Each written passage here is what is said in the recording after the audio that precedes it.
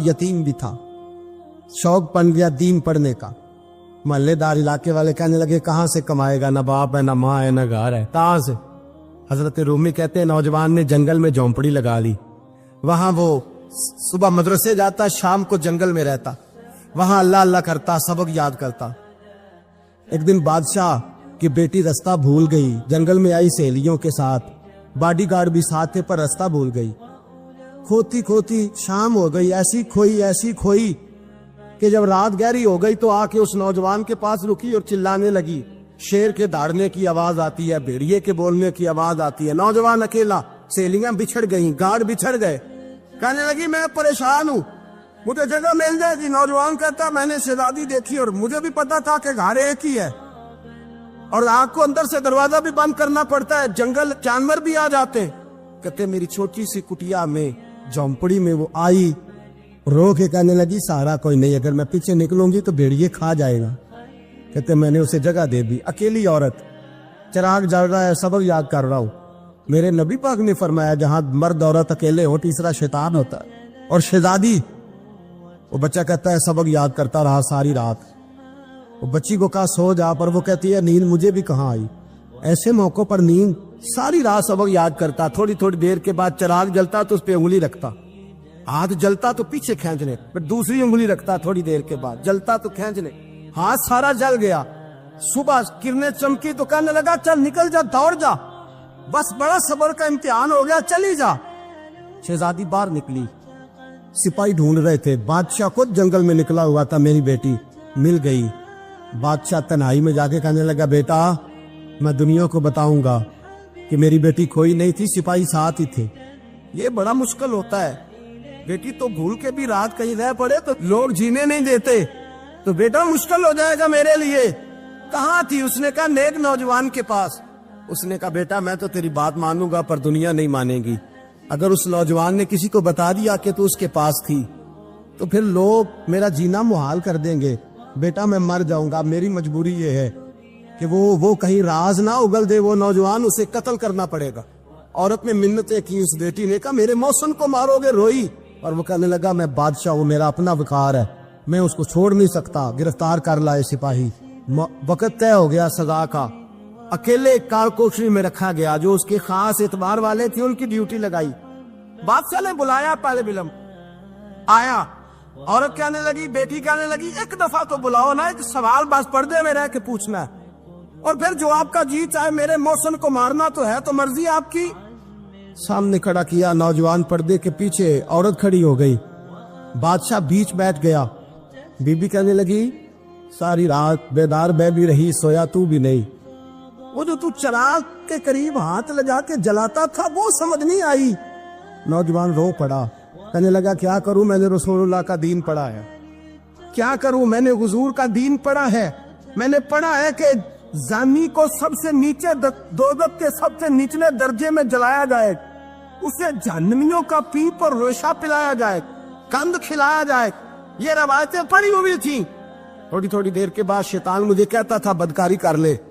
मैं अपना हाथ उसी वक्त जब शैतान मशवरा देता तो मैं आग पे करता। मैं कहता अगर ये बर्दाश्त हो गई तो वो भी हो जाए। जब हाथ जलता तो मैं समझ जाता नहीं तुझसे तो ये नहीं बर्दाश्त होती तो वो कैसे होगी। फिर मुझे शैतान मशवरा देता कोई देख नहीं रहा, तू बुलाने नहीं गया, खुद आई। मैं दूसरी उंगली लगा देता। मैंने हाथ जलाया और मैं समझ गया जब छोटे से चिराग की इतनी सी शमा की आग नहीं बर्दाश्त होती तो दोज़ख कैसे बर्दाश्त होगी। कहते मैं बाज आया। बादशाह ने ये कहानी सुनी, लफ्ज सुने तो चीख मार के रोया। कहने लगा तालिब इल्म तू तो मेरे नबी का सच्चा गुलाम है और मेरे रसूल के जो सच्चे गुलाम होते हैं उन्हें फांसियां नहीं दी जाती, उन्हें तख्त पर बिठाया जाता है।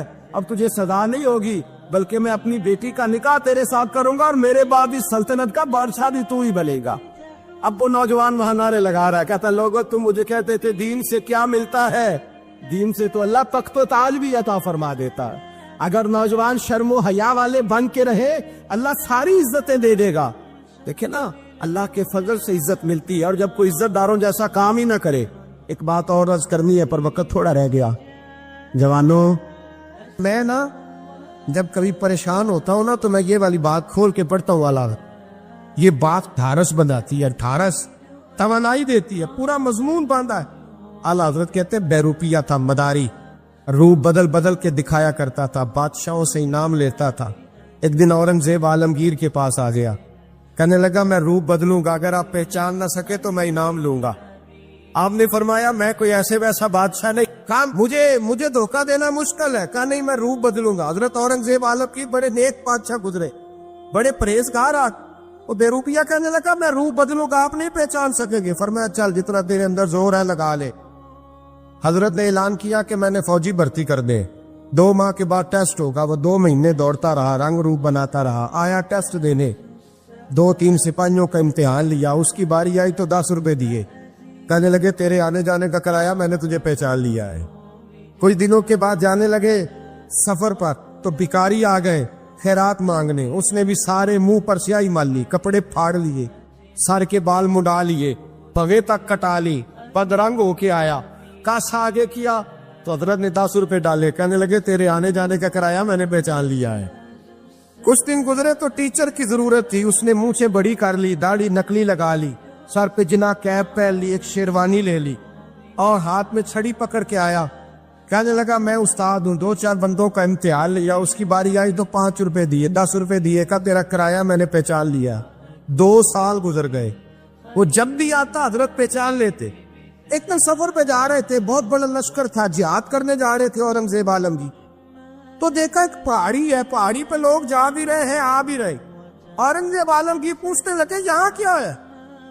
کہنے لگے بابا جی بیٹھے ہیں دعا کرتے ہیں, اللہ کے نیک بندے ہیں. اورنگزیب کہنے لگے یار پرانے لوگ سارے ہی اللہ والوں کو مانتے, یہ بھی مصیبت آئی ہے جتنی نہیں آئی ہے, سارے لوگ ہی مانتے. کہنے لگے ذرا میں دعا نہ کرا لوں, بچے کام جا رہا ہوں. اورنگزیب بادشاہ تھے, بادشاہ لوگ نازک مزاج ہوتے ہیں. گھوڑے سے اترے, بڑی مشکل سے پہاڑی پہ چڑھے, اوپر گئے تو لائن لگی ہے, بابا جی غار میں بیٹھے. کہنے لگے میں نے ملنا, میں اورنگزیب ہوں. انہوں نے کہا ہمارا بابا اس طرح کا پیر نہیں کہ امیر آئے تو رنگ اور ہو, غریب آئے تو اور ہو. یہاں اگر ملنا ہے تو لائن میں لگ جاؤ, سب ایک جیسے.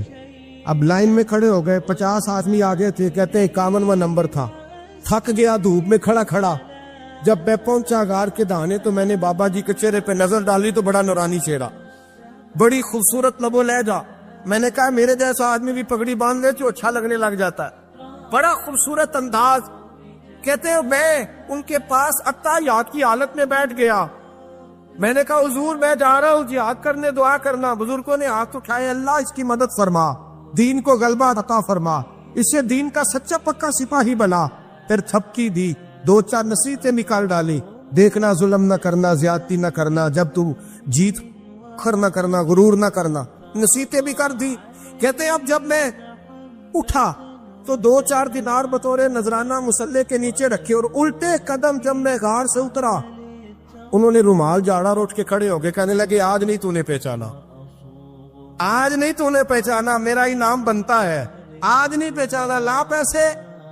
اورنگزیب کہنے لگا یار تو نے حد کر دی, کہاں چڑھا کہاں کھڑا رہا, دھوپ میں تھک گیا, کمال کر دی بھائی تو نے. پتا تو کیا لے گا, اب تو جلدی بتا, وہ کتنے لوگ پیچھے دھوپ میں کھڑے ہیں, لشکر سارا کھڑا ہے, کیا لے گا؟ اس نے کہا سب سے قیمتی ہیرے وہ ہے جو تیرے سر کے تاج میں لگے ہوئے, مجھے تیرا تاج چاہیے. او بھائیو سننا اور یاد رکھنا, میرے اعلیٰ حضرت کہتے ہیں بادشاہ نے سر کے اوپر سے تاج اتارا, بہروپیے کے قدموں میں رکھا اور کہنے لگے یہ لے, اور یہ تو تیرا مانگنے پر میں نے دیا ہے نا, میں واپس آتا ہوں تو آنا, میں اپنی مرضی سے بھی تجھے دوں گا. تو نے اورنگزیب جیسے بندے کو دھوکہ دیا, آنا میں اس وقت بھی دوں گا. وہ دے کر بس بات ختم ہو گئی, حق ہو گئی. دے کر کہتے ہیں جب میں پلٹا نا واپس, بہروپیے نے آواز دی بادشاہ ٹھہر جا. تو میں نے پلٹ کے دیکھا تو کہنے لگے یہ اپنا تاج لے جا, اٹھا اور لے جا. میں نے کہا 2 سال بیت گئے تجھے محنت کرتے, آج قابو آیا تو لے جاؤ. کہنے لگا لے جا, مسئلہ سمجھ میں آ گیا. میں نے کہا مجھے بھی تو سمجھانا. کہتے ہیں وہ پھوٹ پھوٹ کے رویا, اس کی آنکھیں برس پڑی, سیلاب کی طرح آنسو بہہ نکلے, تڑپا اور رو کے کہنے لگا بادشاہ میں نے جھوٹ موٹ رسول اللہ کی غلامی اختیار کی تھی, جھوٹ موٹ کی داڑھی, جھوٹ موٹ کی پگڑی, جھوٹ موٹ کا فقر, میں نے جھوٹ موٹ نبی پاک کا لباس پہنا ہے, تو تیرے جیسے بادشاہوں کے تاج میرے قدموں میں آ گئے ہیں. اگر میں سچ مچ رسول اللہ کا غلام بنوں گا تو اللہ کیا کچھ عطا فرمائے، اللہ کتنی نعمتوں سے نوازے۔ میرے اعلیٰ کیا فرماتے ہیں؟ اعلیٰ حضرت فرماتے ہیں فرشتے بھی کرتے ہیں تعظیم میری۔ کون جی؟ اللہ ایسا عقیدہ بھی کم ملے گا جو بریلی کے امام کا عقیدہ ہے، ایسا بھی کم۔ کہتے ہیں فرشتے بھی کرتے ہیں تعظیم میری۔ کیوں؟ فرمانے لگے فدا ہو کے ان پر یہ عزت ملی۔ بغداد کے ایک درویش عالم تھے، تو وہ جب بھی نماز پڑھاتے نا تو کسی تاجر کی 2 بیویوں کے بارے میں دعا مانگتے۔ توجہ ہے میری بات پر؟ نماز پڑھاتے تو کہتے اللہ اس تاجر کی 2 بیویوں کو اپنی خاص رحمتیں عطا فرما۔ ایک دن لوگ ان کے گرد اکٹھے ہو گئے، کہنے لگے بابا جی بتائیں تو صحیح وہ بیویاں کون تھی جن کے لیے آپ دعا مانگتے؟ تو فرمانے لگے میرے شہر کا ایک تاجر تھا، بہت بڑا تاجر تھا، مالدار تھا پر بے اولاد تھا۔ اسے بغداد سے ملک شام جانا پڑتا تھا تجارت کرنے، اور کئی مہینے اسے شام کے ملک میں رہنا پڑتا تھا۔ اس نے اس طرح کیا کہ وہاں بھی ایک شادی کر لی۔ توجہ ہے نا میری بات پر؟ کیا کر لیا اس نے؟ دوسری شادی کرنا مرد کے لیے جائز ہے، تیسری کرنا بھی، چوتھی کرنا بھی بھیا کے وقت، مگر اگر انصاف کر سکے تو۔ اگر چاروں میں ہم نہ آدھا مسئلہ سنتے ہیں اور آدھا ہی بیان کرتے ہیں، اگر انصاف نہ کر سکے پھر اس کے لیے 4 جائز، پھر وہ ایک ہی رکھے گا۔ تو عزیز دوست دوسرا نکاح کر لیا، شادی ہو گئی۔ اب وہ وہاں کچھ زیادہ وقت گزارنے لگا، مالدار آدمی تھا، بیوی کو مکان بھی لے کے دے دیا۔ اب وہ دیر سے آتا واپس، اور جب آتا بھی تو اس کے وہ والے انداز نہ ہوتے جو پہلے ہوا کرتے تھے۔ اب بیوی سے بڑا جاسوس بھی کوئی نہیں ہوتا، اس کو تو پہلے پتہ چل جاتا ہے کہ ماجرا کیا ہے، اسے بڑی خبر ہوتی ہے۔ تو اس نے محسوس کر لیا کہ بدلے سے میری سرکار نظر آتے۔ وہ کہنے لگی اب کہ جب آتا جاتا ہے تو اس کے حالات کچھ بدلے سے ہیں، ماحول کچھ اور ہے۔ اس نے ایک بوڑھا آدمی جو اس کا عزیز بھی تھا اور سمجھدار بھی تھا اس کو تیار کیا، کہنے لگی اب کہ جب ملک کے شام جائے نا تو اس کا پیچھا کرنا اور خبر کرنا کہ کہاں رہتا ہے، کہاں جاتا ہے، کیا کرتا ہے۔ وہ بوڑھے بزرگ جو تھے وہ خاتون کے کہنے پر کچھ اس نے کرایہ بھی دیا۔ وہ اس تاجر کے پیچھے گئے اور واپس آ کے خبر دی، کہنے لگے کہ یہ تو 2-3 سال بیت گئے، اس نے وہاں بھی شادی کی ہوئی ہے، تجھے بتایا ہی نہیں۔ بی بی بڑی سمجھدار تھی، حوصلہ مند، زیرک، اس نے شور نہیں مچایا۔ اس نے کہا کہ میں نا اب جب آئے گا نا تو طریقے سے بات کروں گی اور پوچھوں گی کہ ایسا کیوں کیا۔ اور یہ بھی اس نے آ کے بتایا کہ اگر تیرے ساتھ نکاح کے بعد اسے اولاد نہیں ملی تو اولاد وہاں بھی کوئی نہیں، یہ مکمل تفصیلات۔ اب جب اس دفعہ خامند آیا تو آتے ہی وہ بیمار ہو گیا، کمزور ہونے لگا۔ اب خاتون نے مناسب نہیں سمجھا کہ آتے ہی دڑام سے میں اس کے سر پر یہ ٹھوڑ دوں کہ تو نے نکاح کیا ہوا ہے اور مجھے بتایا نہیں۔ وہ ذرا تسلی میں رہی، کچھ وہ بیمار تھا، حوصلہ رکھا، خدمت کرتی رہی۔ کچھ دن گزرے تو وہ تاجر انتقال کر گیا، فوت ہو گیا۔ اب راز کھل نہ سکا، عدت گزاری، اور جب سارا مال جمع کیا نا تو اشرفیوں کی بوریاں بھر گئی۔ سارا مال اس بی بی کا، 4 بوریوں میں اشرفیاں، 4۔ یہاں تو پیٹ کا دوزخ ہے، معاذ اللہ بھرتا ہی نہیں۔ حل من مزید، حل من مزید۔ وہ جو کہتے تھے نا کہ بس باہر چلا جاؤں اور باہر میں کچھ تھوڑے سے پیسے کما کے 2-3 سال میں لوٹ آؤں گا، پھر یہاں آ کے کوئی کاروبار کروں گا، وہ گئے ہیں تو واپس نہیں آئے۔ وہ جو کہتے تھے نا بس میں نے اتنا سا کاروبار کرنا ہے کہ مکان بن جائے، انہوں نے 4 مکان بھی بنا لیے ہیں، لیکن بریک حل من مزید کی دوڑ ہے۔ اب 4 بوریاں اس عورت نے چھپائے رکھی، کوئی بندہ نہیں جانتا بغداد میں کہ ملک کے شام میں تاجر کی دوسری بیوی بھی ہے۔ جب وہ فارغ ہوئی تو اس نے اس بوڑھے جاسوس کو پھر بلایا اور 2 بوریاں اونٹ پہ رکھی، خود بھی ساتھ بیٹھی اور ملک شام گئی۔ اللہ اکبر۔ وہ بزرگ کہتے ہیں میں ایسے نہیں دعا کرتا۔ اس کو جا کے کہنے لگی میں اکیلی وارث نہیں ہوں، آدھے کی وارث تو بھی ہے۔ میں اکیلی وارث نہیں، یہ تقسیم وراثت ہے، آدھی کی وارث تو بھی ہے، تو رکھ اپنے پیسے۔ مجھے پتا ہے اس نے نکاح کیا تھا پر مجھے بتایا نہیں تھا، تو رکھ اپنے پیسے، میں تجھے دے رہی ہوں، آدھے تیرے ہیں آدھے میرے ہیں۔ اس نے نظر اٹھائی تو رو پڑی، کہنے لگی نہیں اب یہ سارے تیرے ہی ہیں۔ اگر تو اللہ سے ڈرتی ہے تو میں بھی رب سے ڈرتی ہوں، اگر تو مصطفیٰ کریم کا کلمہ پڑھتی ہے تو میں بھی اسی نبی کی ماننے والی ہوں۔ کہا بات کیا ہے، میرا کیوں ہے سارا؟ تو وہ خاتون کہنے لگی وہ 2 سال 3 سال سے میرے ساتھ نکاح تھا اور اس نے بتایا تھا مجھے کہ میری بیوی بھی ہے، اور میں غریب تھی تو میرے والدین کو بھی بتایا تھا کہ میری دوسری شادی ہے۔ یہ مکان اس نے مجھے لے کے دیا تھا، میرے تمام اخراجات وہ پورے کرتا تھا، نان و نفقہ کا خیال رکھتا تھا، لیکن اب کہ جب وہ آیا تو وہ بیمار تھا۔ اس نے مجھے بتایا کہ مجھے طبیب نے بتایا ہے کہ میں شدید بیمار ہوں، شاید بچ نہ سکوں۔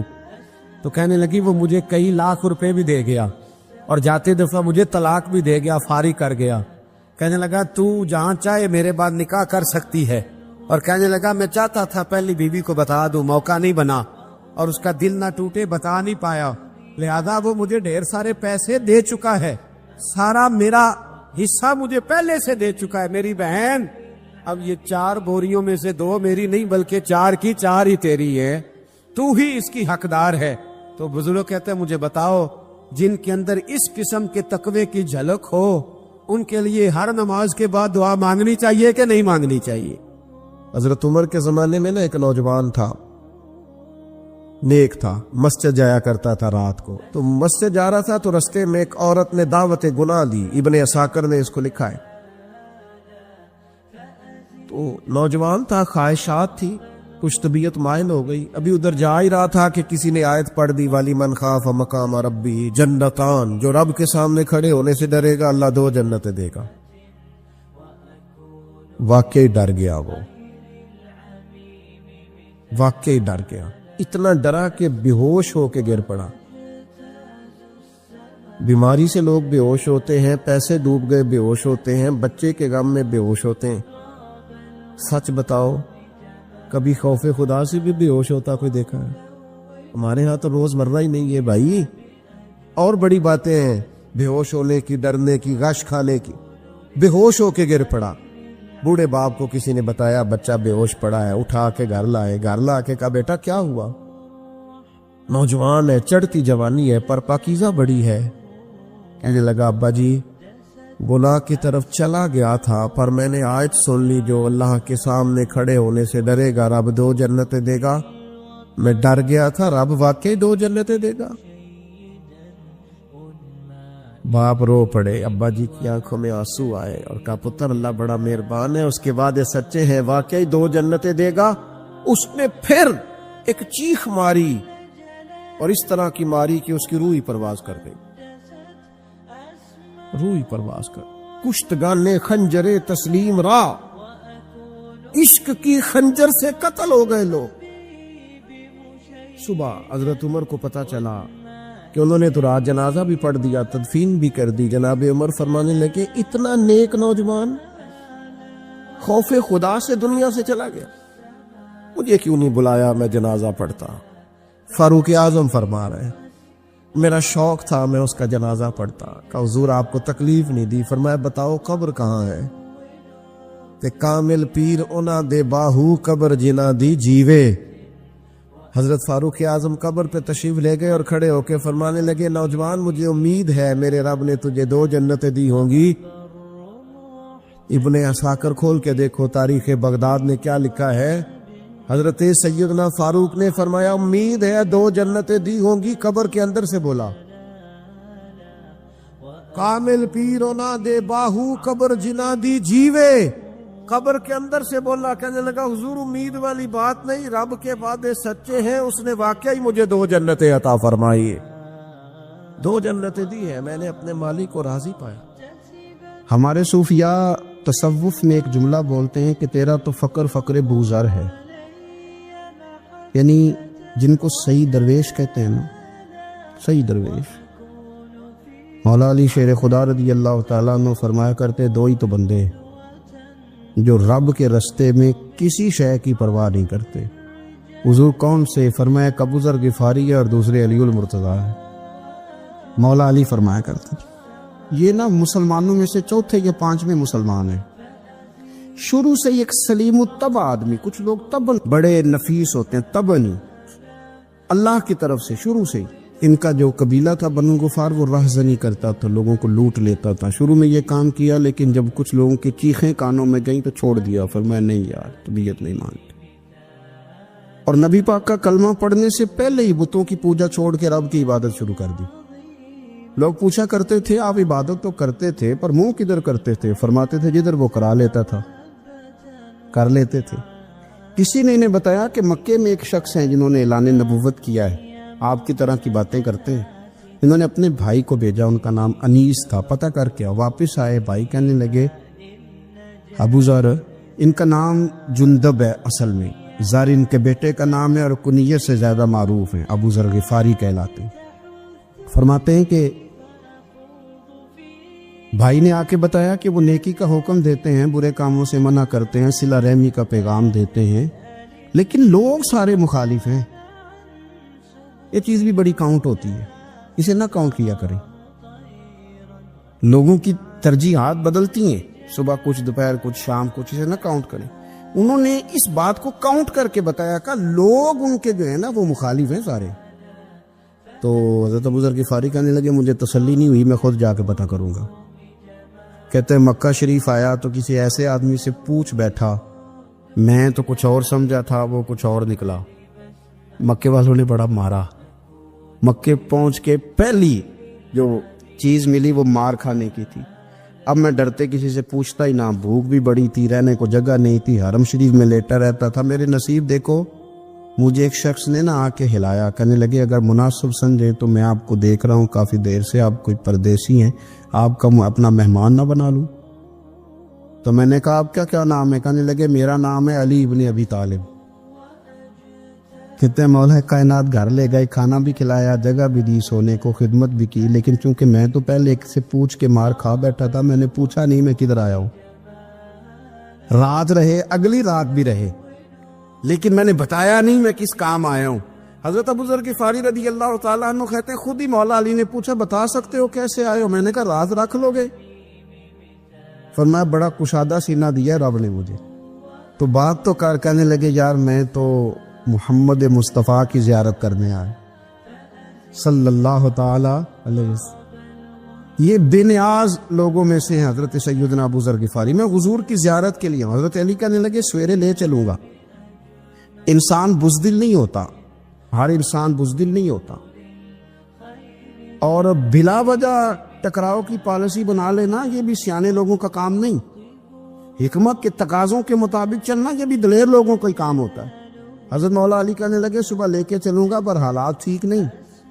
شرارتی لوگ ہر جگہ ہوتے ہیں. اگر کوئی شرارتیوں کا ٹولہ ملا نا جو کھڑا ہوگا جاسوسی کرنے کے لیے کہ حضور کی طرف کون کون جا رہا ہے، تو میں نیچے جھکوں گا جوتے کا تسمہ ٹھیک کرنے کے لیے. لیکن آپ نے نہیں کھڑے ہونا، آپ نے چلتے رہنا ہے تاکہ کسی کو شک نہ ہو.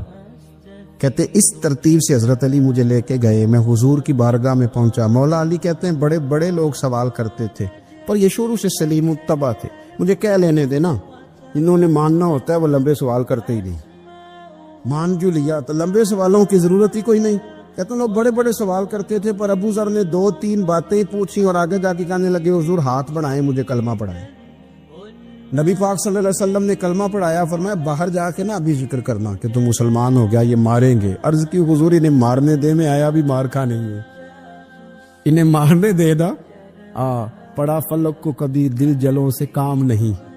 دار دلوی نے کہا تھا پڑا فلک کو کبھی دل جلوں سے کام نہیں، اور جلا کے راکھ نہ کر دوں تو داغ نام نہیں. ماری تو کھانے آئے ہیں، مارنے دے، کرنے دے زور جتنا لگانا ہے لگانے دے. باہر جا کے اعلان کیا. مکے والوں نے مارا، اتنا مارا کہ بے ہوش ہو گئے. پھر کسی نے بتایا کہ تم نے گزرنا بھی ہے ان کے علاقے سے، بنو غفار سے، پھر ان کا پتہ بھی ہے یہ لوگ بڑے سخت ہیں. پھر چھوڑا. تپن بڑے جلالی تھے، زاہد مزاج تھے. فرماتے تھے کہ جو تمہاری ضرورت سے زیادہ ہے وہ سارا صدقہ کرو. کنز کے معاملے میں ان کا رویہ یہ تھا. صرف حضرت صدیق اکبر کو کچھ نہیں کہا انہوں نے، باقی حضرت عمر جیسے آدمی کو بھی کھڑا کر کے کہہ لیتے تھے یہ مال کیوں رکھا ہوا ہے خزانے میں، بانٹتے کیوں نہیں سارا. اور جناب عثمان غنی رضی اللہ تعالیٰ عنہ کے ساتھ تو باقاعدہ کئی دفعہ اس موضوع پر گفتگو کی. وہ کہتے تھے کہ جب اللہ کہتے ہیں قرآن میں کہ مال دولت جمع نہیں کرنی، تو وہ جو لوگ تھے وہ بھی بڑی شانوں والے تھے. وہ کہتے تھے کہ اللہ نے جب زکوٰۃ فرض کی تو مال جمع ہوتا ہے تو زکوٰۃ فرض ہوتی ہے نا. جب فطرانے کا کہا تو مال ہوتا ہے تو فطرانہ آتا ہے نا. تو آپ جو کہہ رہے ہیں وہ ٹھیک ہے، پر آپ اعلیٰ بات کر رہے ہیں تقوی کی، سارا بانٹو. تو حضرت ابو ذر غفاری کہتے تھے چلو ٹھیک ہے تمہاری بھی بات مان لیتا، پر یہ بتاؤ مدینے والے کا اپنا طریقہ کیا ہے؟ کہ بھئی حضور کا طریقہ تو وہی ہے جو آپ بتا رہے ہیں. تو فرمانے لگے پھر اس رستے نہ چلے جو رستہ مدینے والے رسول کا ہے. اور حضور سے، نبی پاک سے عشق کرتے بڑا کھل کے. یہ صحابہ صفہ میں سے تھے. کلمے پڑھنے کے بعد چونکہ طبیعت جلالی تھی تو حضور نے بھیج دیا، فرمایا واپس جاؤ اپنے قبیلے میں تبلیغ کرو. واپس گئے، بھائی کو مسلمان کیا، والدہ کو مسلمان کیا، قبیلہ سارا مسلمان کیا، وہیں رہے. ہجرت مدینہ کے بعد آئے تبوک کے موقع کے قریب، اور حضور نے صحابہ صفہ میں رکھ لیا. نوکری کرتے مدینے والے رسول کی، دلیر آدمی تھے، بڑا قبیلہ تھا، پر ڈیوٹی کرتے، ڈیوٹی خدمت کرتے. ایک بیٹا تھا زار اس کا نام تھا، اس کی ڈیوٹی لگائی تم نے میرے نبی پاک کے اونٹ چرانے. ڈاکو آئے تو صاحبزادہ اونٹوں کی، اونٹنیوں کی حفاظت کرتے شہید ہو گیا. اور یہ انوکھا بندہ ہے جس نے شرط لگائی تھی کہ میں نے کالی سیاہ رنگ کی عورت سے شادی کرنی. انوکھا بندہ ہے. ایک بیٹی تھی، ایک بیٹا، بیٹا شہید ہو گیا. بیوی سے کہا تم نے نبی پاک کے گھر میں خدمت کرنی ہے، حضور کے گھر والوں، اور میں نبی پاک کی نوکری کروں گا. حضور کی خدمت کرتے، ہر وقت خدمت میں رہتے. اور حضور جب آتے نا، صحابہ صفہ میں یہ شامل تھے جو لوگ دین سیکھتے. حضور جب آتے تو سب سے پہلے آ کے حضرت ابو ذر غفاری کا پوچھتے، بلائیں. اور جب بات کرتے حضور تو بار بار ان کو مخاطب کر کے بات کرتے. حضرت ابو ذر غفاری رضی اللہ تعالیٰ عنہ کا نبی پاک سے اتنا پیار کہ ہماری بھی مشکل حل کر دی. ابو داؤد شریف میں موجود ہے. ایک دن کہنے لگا یا رسول اللہ صلی اللہ علیہ وسلم، اگر کوئی بندہ کسی سے پیار بڑا ہی کرے پر اس جیسے عمل نہ کر سکے، کوشش کرے کرنا. لوگ ہمیں کہتے ہیں نا کہ پیار بڑا، عمل بھی تو کرو نا. بھی کرنا چاہیے، پر انسان ہے نا، غلطی بھی تو ہو ہی جاتی ہے. اب ہم عمل نہیں کر سکتے تو تم ہمیں پیار بھی نہیں کرنے دو گے؟ مہربانی کرو، پیار تو کرنے دو نا. حضرت ابو ذر غفاری نے کہا، ابو داؤد شریف میں موجود ہے، یا رسول اللہ صلی اللہ تعالی علیہ وآلہ وسلم، حضور پیار بڑا کرے پر ان جیسے عمل نہ کرے تو حکم کیا ہے؟ تو حضور نے فرمایا پیار سچا کرے، اللہ قیامت کے دن جس سے محبت کرے گا نا اس کے ساتھ ہی دونوں کو اکٹھا فرما دے گا. تو حضرت ابو ذر نے فوراً کہا، حضور پھر مجھے آپ سے بھی بڑا پیار ہے، رب سے بھی بڑا پیار ہے. فرمایا فکر نہ کرنا، جنت میں اکٹھے ہی جائیں گے. اتنی محبت رسول پاک کی ذات کے ساتھ. حضور کی نوکری کرنا. ایک دن خدمت کرتے کرتے سو گئے. حضور مسجد میں آئے پتہ کرنے کہ ابو ذر آرام کر رہا ہے. یہ بھی مزہ ہوتا ہے، خیال رکھنا اپنے درویشوں کا، کیا کھایا، کیا پیا، کہاں سوئے. حضور رات کو آئے، یہ سوئے ہوئے. فرماتے ہیں حضور نے میرا انگوٹھا ہلایا، میں اٹھ کے بیٹھ گیا، حضور بھی میرے پاس بیٹھ گئے. اور میں ابو ذر بڑا پیار کرتے ہو، سونے آپ کو پتہ ہی ہے. کہ یار تو بڑی نوکری کرتا ہے، ایک دن وہ بھی آئے گا جس دن تجھے میری مسجد اور میرے شہر سے جانا پڑے گا، پھر کیا کرو گے؟ تو عرض کی حضور کسی کی طاقت ہے مجھے آپ کے شہر سے نکالے؟ میں تلوار نکال لوں گا. نبی پاک نے فرمایا تلوار نہ نکالنا، یہاں تمہیں بھیجا جائے چپ کر کے چلے جانا. حضور کب تک؟ فرمایا جب تک اللہ تیری اور میری ملاقات نہیں کرا دیتا، یعنی وصال تک. یہ واحد شخص ہے کہ حضور کے وصال ظاہری کا وقت آ گیا تو فرمایا کوئی میرے ابو ذر کو بلاؤ.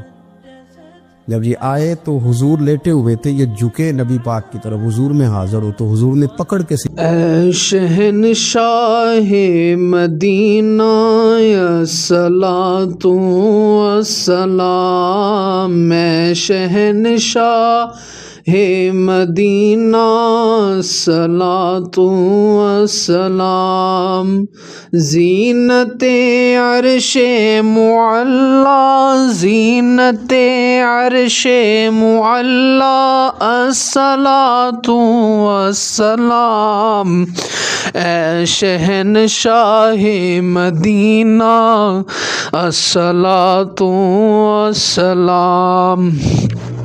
بت شکن آیا یہ کہہ کر سر کے بل بت گر پڑے، بت شکن آیا یہ کہہ کر سر کے بل بت گر پڑے، جھوم کر کہتا تھا کعبہ، جھوم کر کہتا تھا کعبہ، الصلاۃ والسلام، میں شہنشاہ مدینہ، الصلاۃ والسلام۔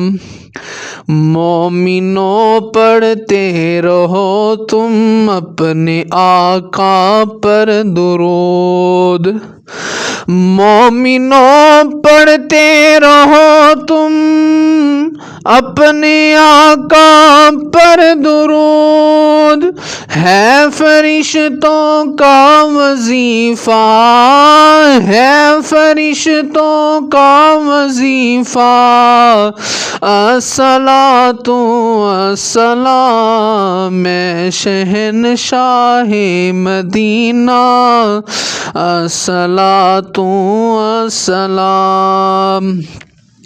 جب فرشتے قبر میں جلوہ دکھائیں آپ کا، جب فرشتے قبر میں جلوہ دکھائیں آپ کا، ہو زباں پر پیارے آقا، ہو زباں پر پیارے آقا، الصلاۃ والسلام، میں شہنشاہ مدینہ، الصلاۃ والسلام۔ میں وہ سنی ہوں جمیل قادری مرنے کے بعد، میں وہ سنی ہوں جمیل قادری مرنے کے بعد، میرا لاشا بھی کہے گا، میرا لاشا بھی کہے گا، الصلاۃ والسلام، اے شہنشاہ مدینہ، الصلاۃ والسلام۔ زینت عرش معلی، زینت عرش معلی، الصلاۃ والسلام۔ سینے کے ساتھ لگا لی۔ میرے رسول پاک صلی اللہ علیہ وسلم کی خدمت میں ایک دفعہ عرض کرنے لگے، حضور مجھے صوبے کا گورنر بنا دے۔ تو نبی پاک نے فرمایا ابو ذر میں عہدے پسند نہیں کرتا، تو تمہیں بھی میں کہتا ہوں عہدہ نہ لینا، تمہیں بھی کہتا ہوں عہدہ نہ لینا۔ فرمایا ابو ذر میں جو چیز اپنے لیے پسند کروں گا تمہیں بھی اسی کا مشورہ دوں گا، تم بندے اچھے ہو پر یہ کام تمہارے بس کا نہیں ہے۔ بڑے زاہد آدمی میرے رسول کریم صلی اللہ تعالی علیہ وآلہ وسلم نے ان کے بارے میں فرمایا جس طرح نبیوں میں حضرت عیسیٰ علیہ السلام ہوئے، حضرت عیسیٰ دیکھیں نا، انبیاء میں اللہ تعالیٰ نے ہر قسم کی عظمت نبیوں کو دی۔ جناب سلیمان علیہ السلام کا تو تخت بھی ہوا میں اڑتا تھا، جن تک تابع دار تھے، اور نبیوں میں حضرت عیسیٰ بھی ہیں جن کے پاس گھر بھی کوئی نہیں، شادی بھی کوئی نہیں کی، اینٹ سرانے رکھ کے تکیہ بناتے، ایک ان کے پاس کنگھی تھی اور ایک پیالہ تھا۔ دیکھیں جو بندہ نیک ہو نا وہ بھی نیک ہیں، اللہ کے نبی ہیں۔ آپ اپنا تقوی مسلط نہیں کریں گے، جو وہ کر رہے ہیں وہ بھی مخلص ہو کے کر رہے ہیں۔ حکومتیں جو چلانی ہیں تو وہ کس نے چلانی ہے؟ اگر نیک بندے نہیں آئیں گے تو غلط لوگ آئیں گے، قوموں پہ ظلم کریں، وہ بھی اپنی جگہ ٹھیک ہے، لیکن یہ جو کر رہے ہیں یہ بات بھی اپنی جگہ بالکل ٹھیک ہے۔ ہم پتہ کیا کرتے ہیں، ہم چیزوں کو مسلط کرتے ہیں، ایک دوسرے پر مسلط نہیں کرے چیزوں کو۔ آپ جو کر سکتے ہیں، جو رستہ آپ کو صحیح لگتا ہے اختیار کر لیں، یہی تو ہمارے دین کا حسن ہے کہ سارے رستے واضح کر کے ہمیں دکھاتا ہے۔ حضرت عیسیٰ علیہ السلام نے ایک دن دیکھا کہ ایک بندہ نا انگلیوں کے ساتھ اپنے بال سیدھے کر رہا ہے، تو آپ نے فرمایا یار کنگھی کے بغیر بھی کام چل سکتا ہے، کنگھی بھی خیرات کر دی۔ دیکھا ایک بندہ ہاتھ کا تکیہ بنا کے لیٹا ہے، تو فرمایا اینٹ بھی دے دو، کسی کے کام آ جائے۔ ایک دن دیکھا کہ ایک بندہ نا یوں چلو میں پانی پی رہا ہے، فرمایا پیالہ بھی رہنے دو، اس کے بغیر بھی کام چل ہی جاتا ہے۔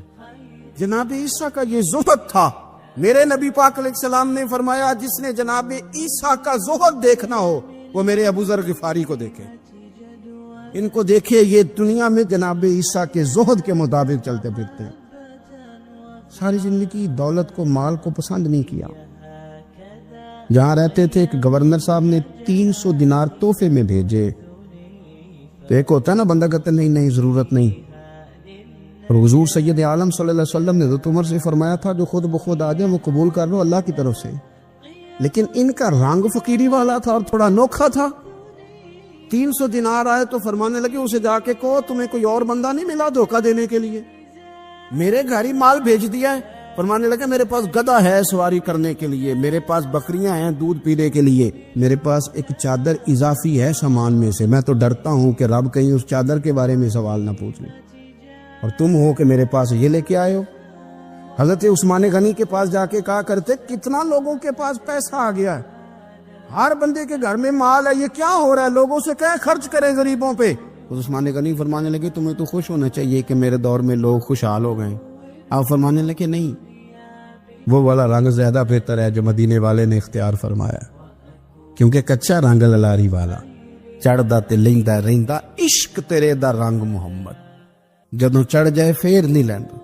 آپ کی طبیعت کے اندر دولت سے بیزاری، حضرت ابو درداء، حضرت ابو موسیٰ اشعری، حضرت ابو ہریرہ رضی اللہ تعالی عنہ، یہ سمجھ لیں ان کے کلاس فیلو تھے، ان کے ساتھ پڑھا تھا انہوں نے۔ حضرت ابو ذر غفاری ان پر بھی جلال کرتے۔ آپ یقین کریں کہ طبیعت نا ایسے کیف میں آ گئی ان کو پڑھ کے، ان کو پڑھا جب کچھ دنوں سے تو کچھ انوکھا، یہ انوکھی وجہ ہے، سارے زمانے سے نرالے ہیں، یہ بندے کون سی بستی کے یار اب رہنے والے ہیں، یہ کس طرح کے لوگ ہیں، کیا سوچ ہے۔ حضرت ابو درداء رضی اللہ تعالیٰ عنہ کے گھر کے قریب سے گزرے تو حضرت ابو درداء مکان بنا رہے تھے، کیا جملہ کہا، تڑپ گئی روح۔ فرمانے لگے ابو درداء تجھ سے مجھے یہ امید نہیں تھی یار۔ فرمایا کیا ہوا؟ فرمانے لگے اب تیرا مکان بنانے کے لیے بھی اللہ کے بندوں کی پشتوں پر اینٹیں رکھی جائیں گی، تیرا مکان بنانے کے لیے رب کے بندوں کی پشتوں پر اینٹیں تیرے لیے۔ حضرت ابو درداء نے گردن جھکا لی، فرمایا یار جہاں تو ہے نا تو بالکل ہی ٹھیک کہتا ہے۔ کیوں؟ میرے نبی پاک صلی اللہ علیہ وسلم نے فرمایا اس زمین کے اوپر اور آسمان کے نیچے ابو ذر غفاری سے سچا بندہ کوئی نہیں، ان سے زیادہ سچا کوئی نہیں۔ فرمایا تو ٹھیک کہتا ہے یار، صحیح کہتا۔ حضرت ابو موسیٰ اشعری رضی اللہ تعالیٰ عنہ کو گورنر بنا دیا گیا عراق کا۔ اب حضرت ابو موسیٰ اشعری صحابہ میں ایک بڑے جلیل القدر صحابی ہے، اور ان کی عظمتیں، رفعتیں، بلندیاں کیا کہنا، بڑی گہری دوستی تھی۔ لیکن جب وہ گورنر بن گئے نا تو آپ نے فرمایا بس بھئی اب تو نے عہدہ لے لیا ہے، یہ بندے کو ٹھیک نہیں رہنے دیتی تھی، اب تو عہدے میں چلا گیا۔ بڑی مدت کے بعد ملاقات ہوئی حضرت ابو موسیٰ اشعری کے ساتھ، وہ دوڑ کے آئے حضرت ابو ذر غفاری کے گلے ملنے، میرا بھائی میرا بھائی۔ فرمایا پیچھے ہٹ جا، میں نہیں تیرا بھائی، تو گورنر ہے، میں غریب آدمی ہوں، اپنا کام کر۔ پھر دوڑ کے آئے، فرمایا ابو ذر تو میرا بھائی ہے یار، اکٹھے پڑھتے تھے حضور۔ فرمایا نہیں جا، تو نہیں میرا بھائی۔ پھر آئے، جانتے تھے نا یہ سچا بندہ ہے، یہ سچا بندہ ہے، یہ تقریروں والا نہیں، صرف وعظوں والا نہیں، اس کے اندر بھی بڑی سچائی ہے۔ قریب آئے، آ کے کہا یار تو میرا بھائی ہے، میرے سینے لاگ۔ فرمانے لگے تو تیسری بار آیا ہے، مومن ہے، میں منہ نہیں موڑ سکتا، پر پہلے مجھے بتا گورنر بننے کے بعد تو نے مکان کتنے بنائے، باغ کتنے لگائے، چکیاں کتنی لگائی، کتنے تو نے چیزیں بنائی ہیں، پہلے بتا۔ حضرت ابو موسیٰ اشعری نے ان کا ہاتھ پکڑا، رونے لگے، کہنے لگے جس محبوب سے تو نے تربیت لی ہے میں بھی انہی کا نوکر ہوں، ان کپڑوں میں میں عراق گیا تھا، میرے آج بھی وہی ہیں یار، کیا بات کرتا ہے تو میرے وہی نے۔ مجھے بتا اگر یہ عہدے خدمت کے ہم نہیں لیں گے تو پھر کیا ظالموں کو دیں گے، غیروں کو دیں گے، نہ کر، کچھ نہیں بنایا۔ حضرت سیدنا ابو موسیٰ اشعری رضی اللہ تعالیٰ عنہ روئے، اور جب کہا نا کوئی شے نہیں میرے پاس، تو فرمایا اچھا چل آ جا، پھر سینے لگ جا، تو واقعی میرا بھائی ہے۔